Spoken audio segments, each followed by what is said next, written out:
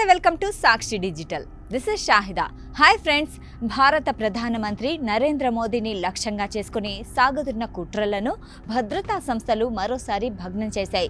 బీహార్లోని బక్సర్ జిల్లాలో నివసిస్తున్న అమన్ అనే యువకుడిని పోలీసులు అదుపులోకి తీసుకోవడంతో సంచలన విషయాలు వెలుగులోకి వచ్చాయి. ఆ వివరాలు ఈ వీడియోలో మీకోసం. బీహార్లోని బక్సర్ జిల్లాలో సంచలనం రేకెత్తించిన ఉదంతం వెలుగులోకి వచ్చింది. భారతదేశ ప్రధానమంత్రి నరేంద్ర మోదీపై దాడికి కుట్ర పన్నిన ఆరోపణలతో అమన్ అనే యువకుడిని పోలీసులు అరెస్ట్ చేశారు. నిఘా విభాగం అందించిన అత్యంత రహస్య సమాచారం ఆధారంగా బక్సర్ జిల్లా ఎస్పీ శుభం ఆర్య ఈ ఆపరేషన్ ను పర్యవేక్షించారు. అందిన పక్కా సమాచారంతో బక్సర్ ఎస్పీ శుభం ఆర్య నేతృత్వంలోని బృందం అమన్ ను అదుపులోకి తీసుకుంది. అతని వద్ద నుండి కీలకమైన మొబైల్ ఫోన్లు, ల్యాప్టాప్లు మరియు ఇతర ఎలక్ట్రానిక్ పరికరాలను స్వాధీనం చేసుకున్నారు. నిందితుడు అమన్ అమెరికా గూఢచారి సంస్థ అయిన సిఐఏకు ఒక వివాదాస్పద ఈమెయిల్ పంపించినట్లు సమాచారం.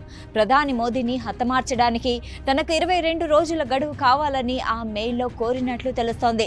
ఈ మెయిల్ ఉనికిని గుర్తించిన ఇంటెలిజెన్స్ విభాగం వెంటనే స్థానిక పోలీసులను అప్రమత్తం చేసింది. అమన్ను విచారించిన అనంతరం అందిన సమాచారం మేరకు ఈ కుట్రతో సంబంధమున్న మరో 2 వ్యక్తులను కూడా అరెస్టు చేశారు.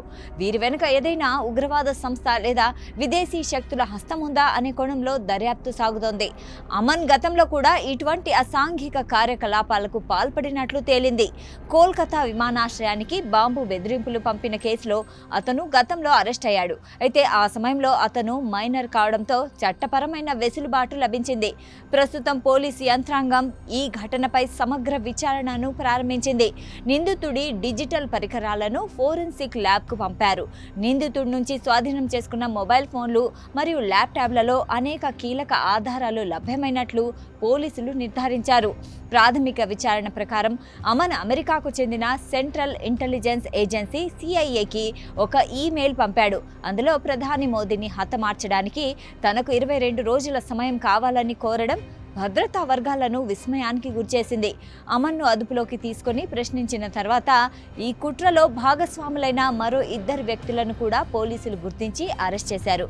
ఈ ముఠాకు అంతర్జాతీయ ఉగ్రవాద ముఠాలతో సంబంధాలు ఉన్నాయా అనే కోణంలో లోతైన దర్యాప్తు కొనసాగుతోంది.